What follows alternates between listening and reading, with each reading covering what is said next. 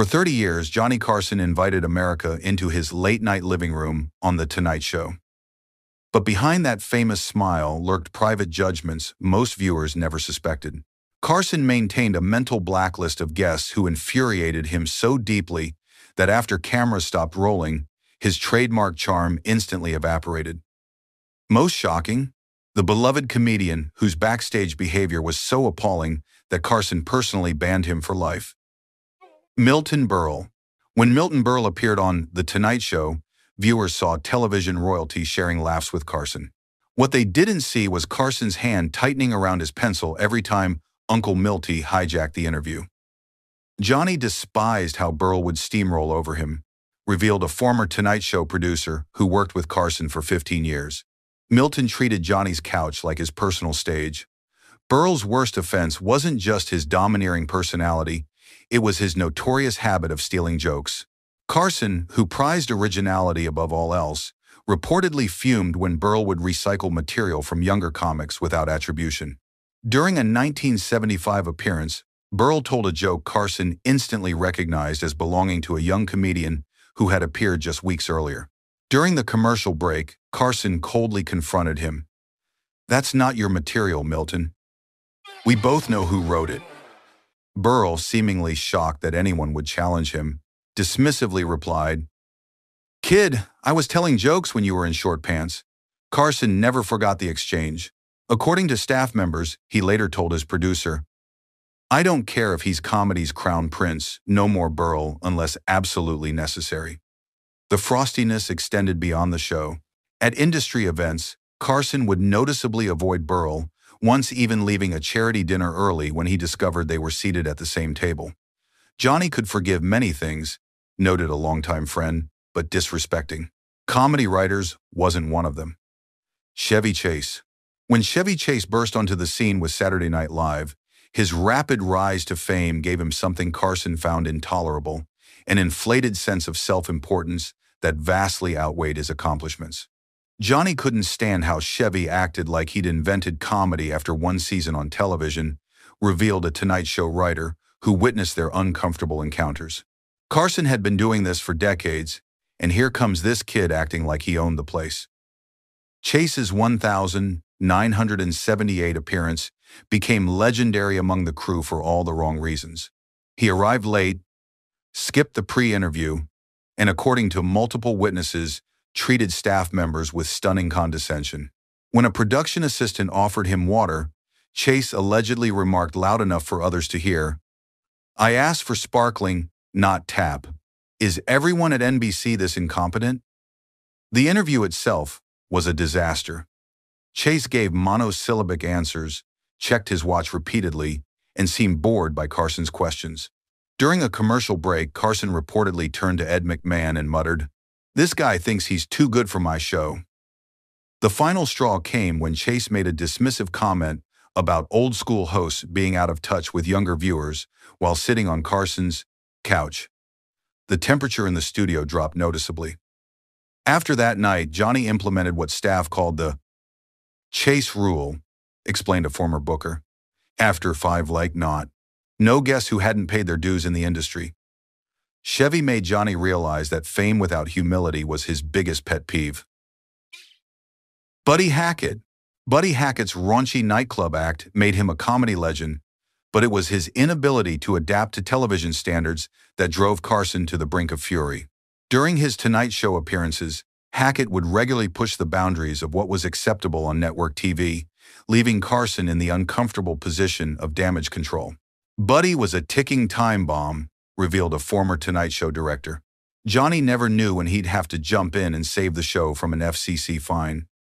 Hackett's most infamous appearance came in 1973 when he began telling a joke about a farmer that quickly veered into territory so inappropriate that Carson physically moved to block Hackett from the camera while frantically signaling for a commercial break. When we returned from the break, Johnny's smile was plastered on, but his eyes were ice cold, recalled a cameraman who witnessed the incident. He looked like he wanted to strangle Buddy with his tie. Behind the scenes, Carson reportedly confronted Hackett. "This isn't your Vegas show. There are families watching." Hackett allegedly shrugged and replied, They should be in bed anyway. What particularly infuriated Carson was Hackett's refusal to acknowledge these accidents were deliberate attempts to generate publicity. Johnny wasn't naive, explained a producer. He knew Buddy was trying to create viral moments before viral was a thing. After several such incidents, Carson instituted a 7-second delay specifically for Hackett's appearances, a fact that humiliated Carson, who prided himself on running a professional show. Johnny considered the delay button an admission of failure, noted the producer. He blamed Buddy for making it necessary. Shelley Winters. When Shelley Winters appeared on The Tonight Show, viewers watched as the two-time Academy Award winner transformed Carson's light entertainment program into her personal political platform. For Carson, whose show deliberately avoided controversial topics, Winters represented the guest he could never control. Johnny would visibly tense up when we booked Shelley, revealed a former talent coordinator. He'd say, "Well, there goes the fun show I planned." What Carson found most frustrating about Winters wasn't her political views, it was her inability to read the room. During a 1974 appearance intended to promote her latest film, Winters instead launched into a passionate 10-minute monologue about government corruption that left Carson repeatedly glancing at his producer for help. She treated Johnny's couch like it was a congressional hearing, remembered a longtime staff writer. When Johnny tried steering her back to entertainment topics, she'd say, "That's trivial compared to what's happening in Washington," and continue her rant. The breaking point came during a 1976 appearance when Winters interrupted a lighthearted conversation with fellow guest Don Rickles to lecture the audience about environmental issues. When Carson attempted to inject humor, Winters snapped, "Some things aren't funny, Johnny," creating several seconds of awkward silence. During the commercial break, Carson was overheard saying to McMahon, "I'm running a talk show, not Meet the Press." Someone should remind her. Despite her undeniable talent, Winters' appearances became less frequent in later years. Johnny had a simple rule, explained a producer. The Tonight Show was entertainment first, politics never. Shelley never understood that boundary, and it drove him crazy. Tom Snyder. Tom Snyder never actually appeared as a guest on The Tonight Show, and that was no accident. As the host of Tomorrow, which followed Carson's program, Snyder represented something Carson couldn't tolerate: a rival gaining ground on his turf. Johnny watched Tom's ratings like a hawk, revealed a former NBC executive. He'd call network heads personally if Tom's numbers got too close to his own. The competitiveness was off the charts. What particularly irritated Carson was Snyder's growing reputation for landing major exclusive interviews that Carson wanted for himself. When Snyder secured the first U.S. television interview with John Lennon after his immigration battle in 1975, a guest Carson had personally pursued, the tension reached new heights. Johnny banned Tom's name from being mentioned on his show, recalled a longtime writer. If a guest brought up something they discussed on Tomorrow, Johnny would immediately change the subject or make a dismissive comment. Behind the scenes, Carson reportedly used his considerable influence to make Snyder's working conditions more difficult. According to multiple sources, Carson insisted that Tomorrow could not use any of The Tonight Show's sets or technical crews, forcing Snyder to work with limited resources. The rivalry became so intense that Carson allegedly threatened to leave NBC if the network gave Snyder any of his time slot. Johnny once told a network executive, "It's him or me," claimed a former producer, and nobody was going to choose Tom over Johnny. When NBC ultimately replaced Snyder with David Letterman in 1982, insiders claimed Carson had orchestrated the change. Johnny could destroy a career without ever saying a negative word publicly, noted a former colleague. Tom learned that the hard way. Zsa Zsa Gabor. When Zsa Zsa Gabor was booked on The Tonight Show, staff members would immediately start popping antacids. Her reputation for outrageous demands and melodramatic behavior made her appearances memorable for all the wrong reasons. Johnny once said he'd rather interview a hurricane than deal with Zsa Zsa again, revealed a former Tonight Show producer. At least the hurricane would eventually blow over. Gabor's standard rider read like a parody of celebrity entitlement. She demanded her dressing room be exactly 73 degrees, required fresh flowers, orchids only, no carnations, insisted on a specific brand of Hungarian mineral water, and refused to appear if any female guests on the same show were younger or wearing similar colors. Her demands were legendary, recalled a former stage manager. Once she refused to leave her dressing room because she claimed the studio lighting would make her jewelry look common. We had to delay taping by 45 minutes. What? Particularly infuriated Carson was Gabor's habit of arriving late, throwing the meticulously scheduled show into chaos.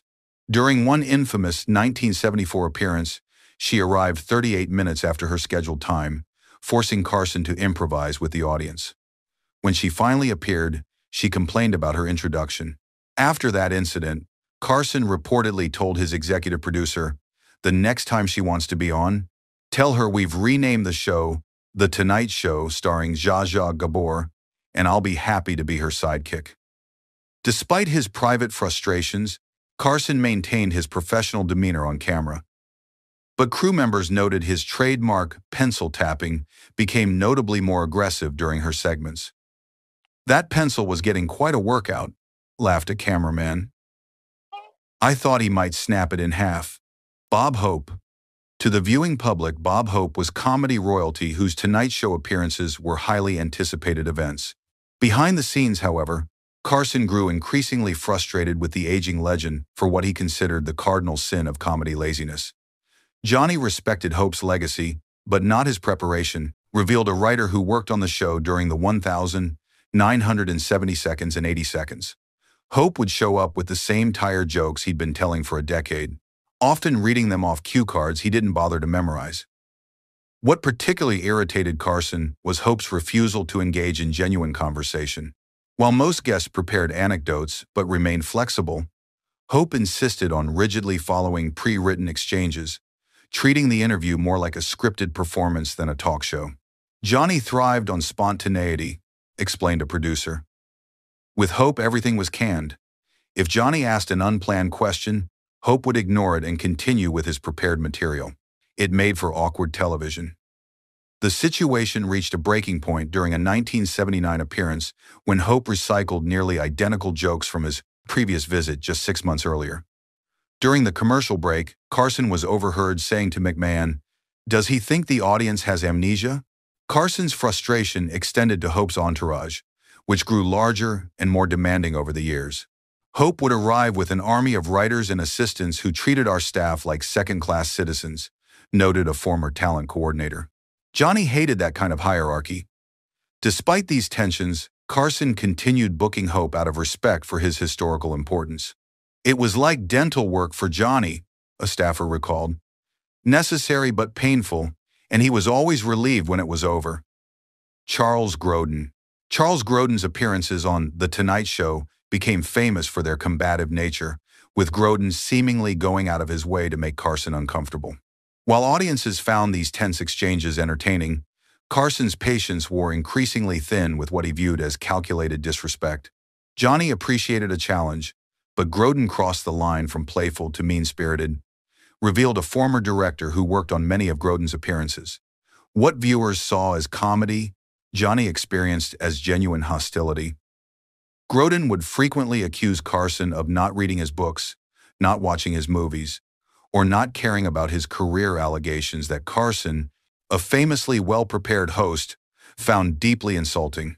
During one particularly tense 1,990 appearance, Grodin interrupted Carson repeatedly, criticized his interviewing skills, and even questioned why he was invited on the show. Johnny's smile remained intact, but his eyes told the real story, recalled a cameraman. He was furious. During the commercial break, he didn't speak to anyone, just stared straight ahead. What particularly bothered Carson was his suspicion that Grodin's difficult behavior was a calculated act rather than authentic personality. "Johnny once told me, Charles thinks being unpleasant makes him interesting, and that's what really annoys me," a producer remembered. The final straw came when Grodin commented on Carson's divorce during a 1989 appearance, a topic strictly off-limits on the show. While the remark seemed spontaneous to viewers, Carson believed it was a deliberately planned provocation. "After that night," Johnny told us, "I'm done with the Grodin routine," revealed a booker. His appearances became much less frequent, and Johnny was noticeably less engaged when he did show up. Truman Capote. When Truman Capote appeared on The Tonight Show, viewers witnessed one of America's most celebrated authors in all his eccentric glory. What they didn't see was Carson's growing frustration with Capote's increasingly unpredictable behavior and questionable sobriety. Johnny admired Truman's writing enormously, which made his disappointment all the more acute, explained a former Tonight Show producer. He wanted the brilliant mind behind In Cold Blood, but too often got an incoherent mess instead. Capote's early appearances in the 1,960 seconds had been sharp and witty, making him a welcome guest. By the mid-1,970 seconds, however, his struggles with substance abuse became impossible to ignore. During one infamous 1975 appearance, Capote slurred his words noticeably, lost his train of thought mid-sentence, and made several inappropriate comments about other celebrities. Johnny was visibly uncomfortable, recalled a camera operator present that night. He kept trying to guide the conversation back to literature, but Truman would veer off into wild tangents about Hollywood parties and private scandals. The situation reached a crisis point during a 1976 appearance when Capote arrived visibly intoxicated. According to staff accounts, Carson personally spoke to him before the show, offering to reschedule. When Capote insisted he was fine, Carson reluctantly proceeded, only to have Capote nearly fall off his chair during the interview. After that night, Johnny implemented what became known as the Capote Rule, revealed a former talent coordinator. Any guest suspected of being impaired would be immediately rescheduled. No exceptions. Carson, who prided himself on running a professional show, was mortified by the incident. He told me it was like watching a car crash in slow motion. A writer remembered. He blamed himself for not canceling the appearance when he first saw Truman's condition. Richard Pryor. Richard Pryor was arguably the most brilliant comedian of his generation, but his Tonight Show appearances gave Carson and his producers more anxiety than any other guest. Not because Carson disliked Pryor, quite the opposite, but because his volatility made each visit a high-wire act without a net. Johnny genuinely admired Richard's genius, explained a former producer, but he was terrified of what might come out of his mouth at any moment. It was like hosting a tornado. Pryor's unfiltered worldview and raw language had revolutionized comedy, but they made him a dangerous proposition for network television. During one appearance in the early 1,970 seconds, Pryor began telling a story about his childhood that quickly veered into territory so inappropriate for broadcast that Carson had to physically cut him off mid-sentence. Johnny lunged forward like he was diving for a live grenade, remembered a cameraman. He actually put his hand on Richard's arm to stop him, something I never saw him do with any other guest. What frustrated Carson wasn't Pryor's content, which he often found brilliant, but his refusal to acknowledge the constraints of network television. Johnny respected artistic freedom, but he also understood his responsibility to NBC, noted a longtime writer. He felt Richard deliberately put him in impossible situations. The tensions came to a head during a 1979 appearance when Pryor, agitated by an earlier interview question, suddenly went silent, staring coldly at Carson for nearly 20 uncomfortable seconds of live television. When Carson attempted to break the silence with a joke, Pryor remained stone-faced. That silence was deafening, recalled a director. Johnny later told me it was the most uncomfortable moment of his career. He felt ambushed on his own show. Despite these challenges, Carson continued to book Pryor, though always with the 7-second delay button at the ready. Johnny said Richard was worth the risk, a booker remembered. He called him the most brilliant, difficult guest in television. Johnny Carson's private feelings about these 10 difficult guests: Milton Berle, Chevy Chase, Buddy Hackett, Shelley Winters, Tom Snyder, Shasha Gabor, Bob Hope, Charles Grodin, Truman Capote, and Richard Pryor, reveal the complex reality behind his carefully maintained on-air persona. Johnny saw celebrities at their worst and their best, explained a longtime producer who worked with Carson for over 2 decades. His judgments weren't casual dislikes, they came from watching how people behaved when they thought cameras weren't looking. "What did you think of our list?" Were you surprised by any of Carson's secret opinions? Is there another legendary guest you suspect Carson might have secretly despised? Comment below with your thoughts. And here's something to consider. If Carson found these golden age celebrities insufferable, what would he make of today's social media stars who become famous without any discernible talent at all?